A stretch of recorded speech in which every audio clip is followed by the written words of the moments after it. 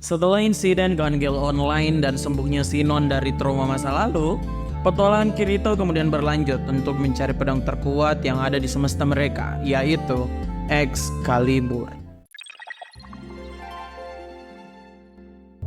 Cerita dimulai dengan Kirito dan Levi yang diserang oleh monster cacing raksasa yang membuat mereka jatuh ke dunia bawah bernama Jotunheim. Jotunheim sendiri datang dari mitologi Nordik yang merupakan rumah dari para raksasa. Makanya sampai di sana keduanya langsung melihat pertempuran antara dua monster raksasa. Di sini Levi meminta tolong pada Kirito untuk menyelamatkan monster ubur-ubur berwarna putih yang disudutkan. Setelah diselamatkan, Levi kemudian memberi nama pada monster tersebut yaitu Tonki. Tonki inilah yang kemudian memberi tumpangan pada Levi dan Kirito untuk kembali ke dunia permukaan. Di perjalanan, Kirito kemudian melihat pedang terkuat yang ada di sana, yaitu Excalibur, yang tertancap pada sebuah kastil X raksasa. Di sini Kirito jelas tertarik, tapi mengurungkan niatnya karena penjaga kastil tersebut sangatlah kuat. Masih kepikiran tentang Excalibur, Kirito kemudian merencanakan ekspedisi untuk mengambil Excalibur dengan cara membentuk party. Namun saat akan membentuk party, Kirito kekurangan satu orang dan memanggil Sinon sebagai anggota party. Selain Sinon, ada Asuna, Levi, Klein, Liz, dan juga Silika. Kemudian semuanya telah login ke ALO dan siap untuk melakukan penaklukan Kastil S tempat Excalibur berada. Party Kirito ini mengakses Jotunheim lewat sebuah tangga rahasia.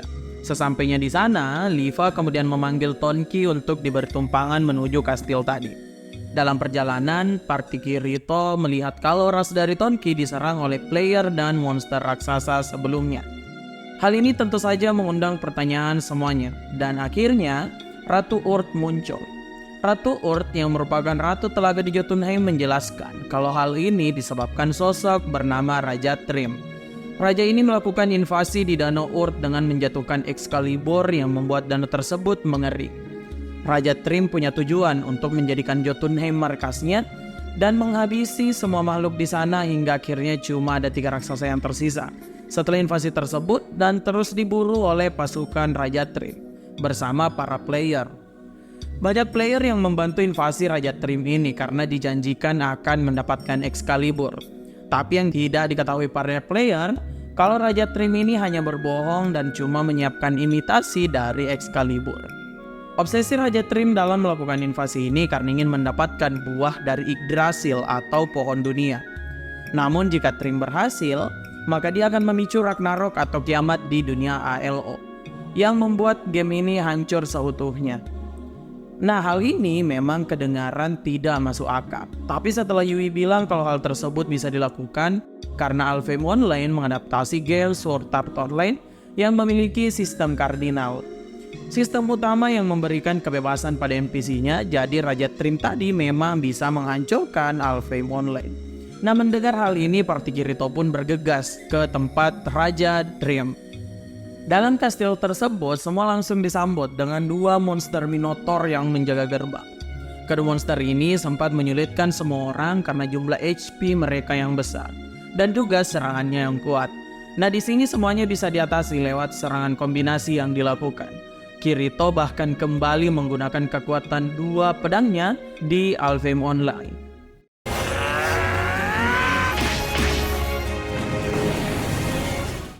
Setelah berhasil mengalahkan Minotaur tadi, semuanya kemudian melanjutkan perjalanan. Mereka kemudian bertemu dengan sosok elf cantik di tengah perjalanan. Nah, di sini semua melihat kalau elf tadi adalah jebakan yang sudah disiapkan oleh Trim. Namun, apa boleh dikata, jiwa jomblo dari Klein memberontak dan tetap ingin menyelamatkan elf cantik tadi. Karena semuanya kasihan, maka Klein diizinkan untuk menjadi pahlawan. Setelah diselamatkan, kita mengetahui kalau elf cantik ini bernama Freya. Setelah itu semuanya pun melanjutkan perjalanan menuju ke tempat Raja Trim. Saat bertemu dengan Raja Trim, raksasa ini kemudian bilang terima kasih telah membawakan Freya yang dianggap tunangannya. Freya tentu saja bilang kalau dirinya tidak pernah menjadi tunangan dari Trim. Nah, karena tidak terima pujaan hatinya diklaim orang, Klein kemudian menyerang Raja Trim yang ternyata tidak bisa dibunuh. Di sini Freya bilang ke Kirito, kalau mereka harus menemukan sebuah palu emas untuk mengalahkan Trim. Hal ini kemudian disanggupi oleh Kirito dan dia menemukan palu yang dimaksud, lalu melemparkan palu tersebut menuju Freya. Nah, siapa sangka nih, kalau Freya ini ternyata cuma kedok saja karena dia adalah om-om brewok raksasa bernama Thor, sang dewa petir. Namun meski seimbang secara ukuran, Thor ini tetap tidak bisa mengalahkan Trim. Makanya dibantu oleh party Kirito, setelah serangan beruntun, Thor kemudian bisa mengalahkan Trim dengan memukul kepalanya menggunakan palu. Nah, di sini Thor yang melihat Klein kecewa kalau Freya itu adalah om-om, kemudian memberikan palu emasnya pada Klein agar Klein tidak kecewa. Belum sempat merespon apa-apa tentang kisah pilu Klein, kastil tempat mereka berada kemudian sudah mulai roboh. Makanya semua orang bergegas menuju ke lokasi Excalibur yang harus dicabut oleh Kirito. Kirito memang berhasil mencabut pedang tersebut tapi belum bisa menggunakannya karena terlalu berat. Nah, karena kondisi makin genting, makanya semua tidak pikir panjang untuk kabur menggunakan Tonki. Di sini Kirito sudah pasrah dengan Excalibur karena tidak bisa membawanya. Makanya dia melempar Excalibur untuk menuju Tonki. Namun siapa sangka kalau Sinon dengan keterampilan menembaknya bisa mengembalikan Excalibur ke Kirito yang membuat semua orang kagum pada Sinon. Setelah kekalahan Raja Trim tadi dan Excalibur sudah dicabut, Jotunheim kembali mendapat kehidupannya dari Yggdrasil dan Ragnarok pun berhasil digagalkan. Makanya kondisi di Jotunheim sudah kembali damai dan party Kirito juga kembali dengan tujuan mereka, yaitu Excalibur. Di hari berikutnya, Alfheim Online kemudian diserukan dengan player yang dijuluki sebagai Seiken atau Setai Muteki no Ken, yang berarti pedang yang tidak terkalahkan. Bahkan Kirito yang menjadi pemain utama saja dalam game ini dikalahkan oleh Seiken dengan mudah. Mendengar hal ini, Asuna kemudian penasaran dengan sosok Seiken tadi dan juga ingin mengajaknya untuk berduel. Setelah sampai di lokasi, Kirito kemudian mengatakan pada Asuna kalau Seiken ini terlihat sudah menyatu secara full dengan Alfheim Online.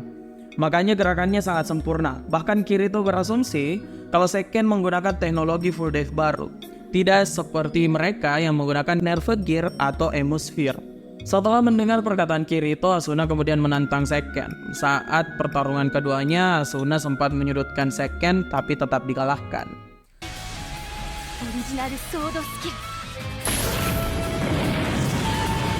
Seiken yang mengakui Asuna kemudian mengajak Asuna bergabung ke guildnya bernama Sleeping Knight.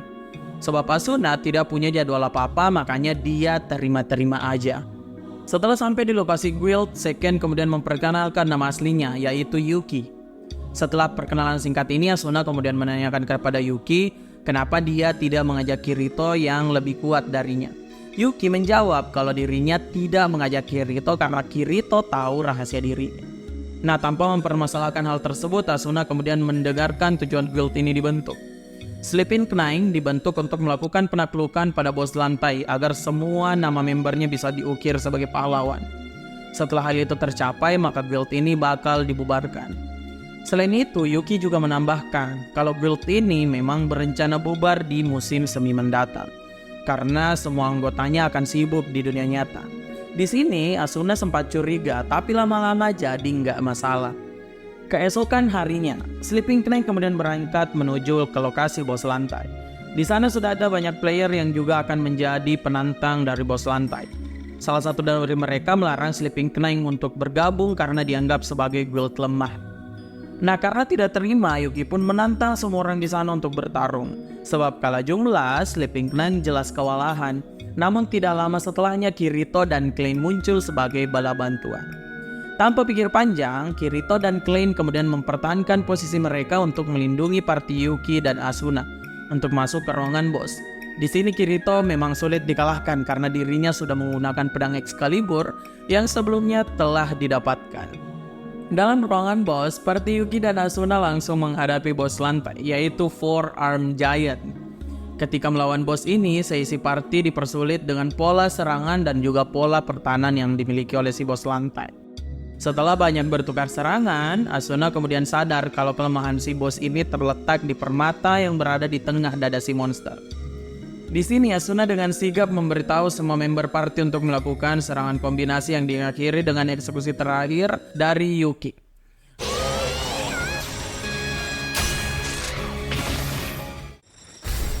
Setelah mengalahkan bos lantai, party Yuki dan Asuna kemudian berhasil mengukir nama mereka sebagai penakluk bos lantai. Di hadapan prasasti ini, Yuki jelas kegirangan melihat seluruh nama member guildnya ada di sana, dan tanpa sengaja memanggil Asuna dengan sebutan kakak perempuan. Asuna sebenarnya senang dengan panggilan tersebut, tapi entah kenapa saat menyinggung hal itu, Yuki malah menangis dan langsung log out. 3 hari telah berlalu. Yuki belum juga login ke dalam Alfheim Online, yang membuat Asuna khawatir. Di sini Asuna bertemu dengan Shiune, salah satu member dari Sleeping Knight.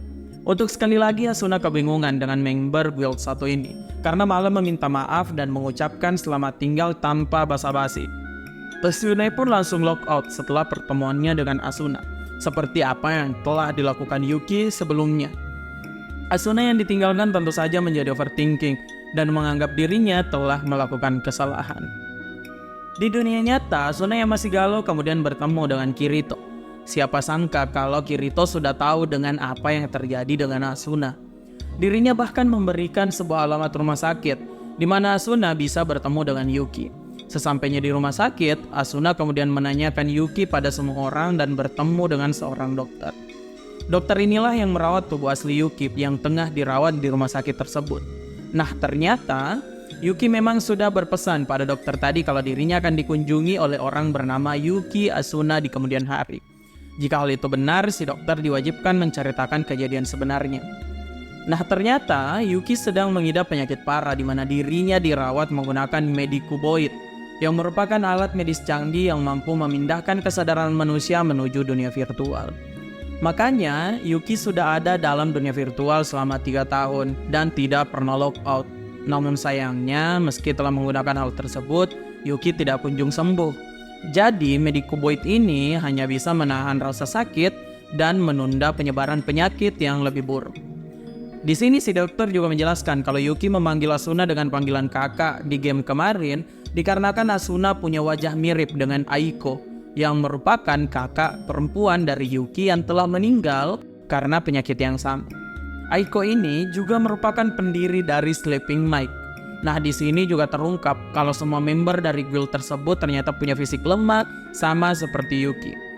Kemudian guild ini memang punya perjanjian kalau mereka akan bubar jika salah satu dari mereka meninggal. Nah, batas waktu di musim semi mendatang yang pernah disebutkan Yuki ternyata merupakan batas waktu dirinya sendiri.